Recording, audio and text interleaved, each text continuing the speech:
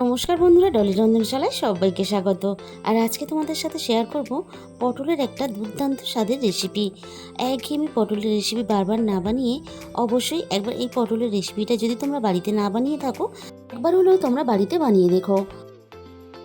আর এই পটলের রেসিপিটা দিয়ে যেমন গরম গরম ভাত খেতে ভালো লাগে, তেমনই কিন্তু লুচি, পরোটা বা রুটি সব কিছু দিয়ে খেতে জাস্ট অসাধারণ লাগে।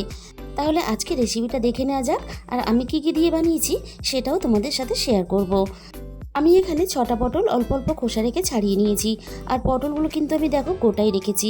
আর পটলের গায়ে একটু এরকম ফুটো ফুটো করে দিলে তাহলে কিন্তু পটলের ভিতরে তেল মশলা সব কিছু পটলের ভিতরে চলে যাবে আর খাওয়ার সময় খেতে ভালো লাগবে। আমি সব কটা পটল একইভাবে এরকম গায়ে একটু ফুটো করে নিয়েছি। এবার আমি দেখো পটলের মধ্যে স্বাদ মতো লবণ দিয়ে দিলাম। আর সাথে এখানে দিয়ে দেবো অল্প একটু হলুদ গুঁড়ো।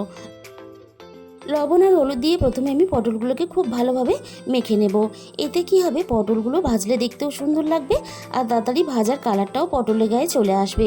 সমস্ত পটল আমি দেখো খুব সুন্দর করে আমি লবণ হলুদ দিয়ে মেখে রেডি করে নিলাম। এবারে আমি রান্নার দিকে চলে এসেছি। কড়াইটাকে খুব ভালোভাবে গরম করে নিয়ে কড়াইয়ের মধ্যে আমি প্রয়োজন মতো তেল দিয়ে দিলাম। এই রান্নাটা আমি সাদা তেলে করব, তোমরা চাইলে কিন্তু সর্ষের তেলেও করতে পারো। আমি সমস্ত পটলগুলো তেলের মধ্যে দিয়ে দিলাম। এবার আমি পটলগুলোকে বেশ কয়েক মিনিট নাড়াচাড়া করে খুব ভালোভাবে লালচে করে ভেজে নেব। আর এখানে আমি রান্নার জন্য একেবারেই তেলটা ব্যবহার করেছি। একটু বেশি তেল দিয়ে পটলগুলো ভাজলে তাহলে পটলের ভিতরে যে একটা জল জল ভাব থাকে সেটাও থাকবে না, আর পটলগুলো সুন্দরভাবে ভিতর থেকে ভাজা হয়ে যাবে। 6-7 মিনিটের মতো আমি পটলগুলোকে নাড়াচাড়া করে খুব ভালোভাবে দেখো লালচে করে ভেজে নিয়েছি। এবার আমি সমস্ত ভাজা পটলগুলো তেলে থেকে ছেঁকে তুলে নেব। গরম গরম ভাতের সাথে এরকম লালচে করে পটল ভেজে পটলের তেল দিয়েও কিন্তু ভাত খেতে ভীষণই ভালো লাগে। সমস্ত ভাজা পটলগুলো আমি তেলে থেকে তুলে নিলাম। এবারে কড়াইয়ে যে বাকি তেলটা আছে সেই তেলের মধ্যেই আমি ফোড়নে দিয়ে দিলাম অল্প একটু কালো জিরে।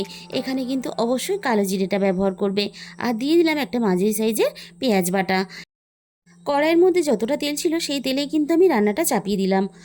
তোমরা যদি তেলের পরিমাণটা একটু বেশি দিতে চাও তাহলে এখানে দিয়ে দিতে পারো। আমি সমস্ত তাহলে এখানে আরও একটু তেল অ্যাড করে দিতে পারো। ফোড়নের সাথে পেঁয়াজটা আমি একটু লালচে করে ভেজে নিয়ে এবার আমি একটা ছোট সাইজের টমেটো কুচি দিয়ে দিলাম। আর সাথে দিয়ে দিলাম এখানে স্বাদ মতো লবণ। আবারও আমি সব কিছু একসাথে নাড়াচাড়া করে ভেজে নেব। আর লবণ দিয়ে টমেটোগুলো ভাজার জন্য টমেটো কুচিগুলো খুব তাড়াতাড়ি নরম হয়ে আসবে। খুব বেশিক্ষণ নাড়াচাড়া করে টমেটো কুচিগুলো ভাজতে লাগবে না।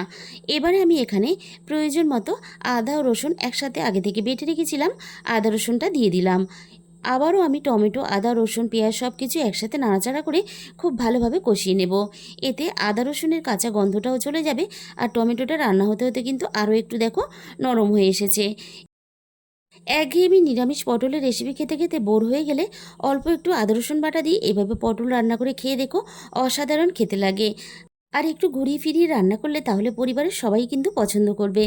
এবার আমি একে একে মশলাগুলো দিয়ে দেব। এখানে আমি দিয়ে দিলাম হাফ চামচ পরিমাণ হলুদ গুঁড়ো, হাফ চামচের একটু বেশি ঝাল লঙ্কার গুঁড়ো, আর এখানে দিয়ে দেব হাফ চামচ পরিমাণ ধনে গুঁড়ো, আর দিয়ে দেবো এখানে হাফ চামচ পরিমাণ জিরে গুঁড়ো।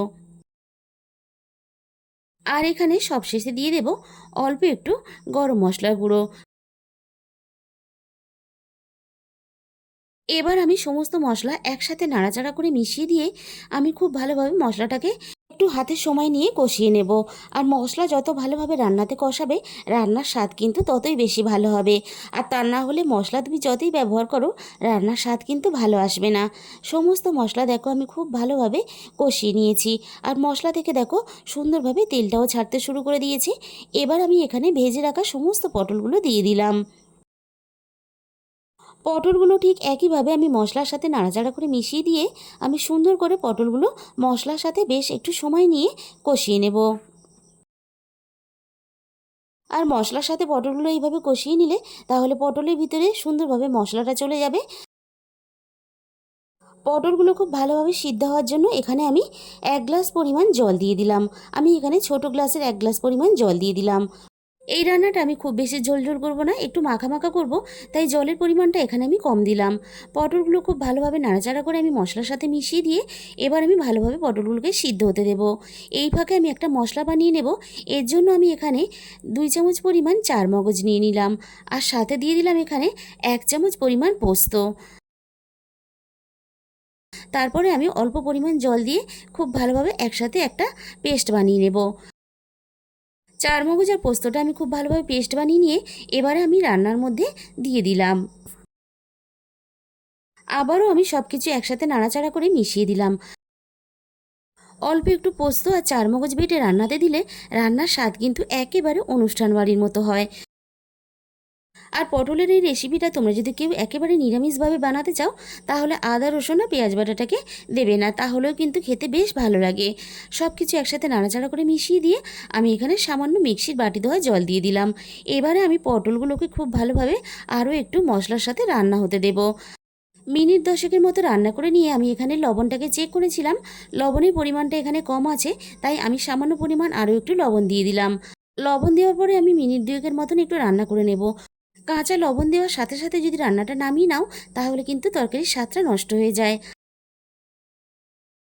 তাহলে আমাদের এখানে গরম গরম ভাতের সাথে খাওয়ার জন্য তৈরি হয়ে গেল দারুণ স্বাদের এক পটলের রেসিপি। আর সামনেই তো জামাই ষষ্ঠী, একটা পটলের পদ হিসাবে এই রেসিপিটা কিন্তু তোমরা খুব সহজেই বানিয়ে নিতে পারবে। আর আমি যে পদ্ধতিতে রান্নাটা করেছি এই পদ্ধতিতে একবার অবশ্যই এই রান্নাটা ট্রাই করে দেখো। আর খাওয়ার টেবিলে যদি এরকম করে একটু সাজিয়ে গুছিয়ে পরিবেশন করো তাহলে কিন্তু এক থালা ভাত নিমেষেই শেষ হয়ে যাবে, আর অন্য কোনো রেসিপির প্রয়োজন হবে না। আর রান্নাটা দেখে তোমরা বুঝতেই পারছো কতটা লোভনীয় হয়েছে। তাহলে বন্ধুরা আজকের এই রেসিপিটা ভালো লাগলে প্লিজ একটা ভিডিওতে লাইক করে দিও, আর নিজেদের বন্ধুদের মধ্যে প্রচুর প্রচুর শেয়ার করো। আর যে সমস্ত বন্ধুরা এখনও পর্যন্ত আমার চ্যানেলটাকে সাবস্ক্রাইব করোনি অবশ্যই আমার চ্যানেলটাকে সাবস্ক্রাইব করে পাশে থাকা বেল আইকনটা অল করে দিও, তাহলে আমি যখনই কোনো নতুন রেসিপি আপলোড করব সবার আগে তোমার কাছে পৌঁছে যাবে। আর তোমাদের মূল্যবান সময় দিয়ে আমার এই রেসিপিটা শেষ পর্যন্ত দেখার জন্য তোমাদের সবাইকে অসংখ্য ধন্যবাদ। আজকে তাহলে এই পর্যন্ত, দেখা হবে অন্য কোনো নতুন রেসিপির সাথে।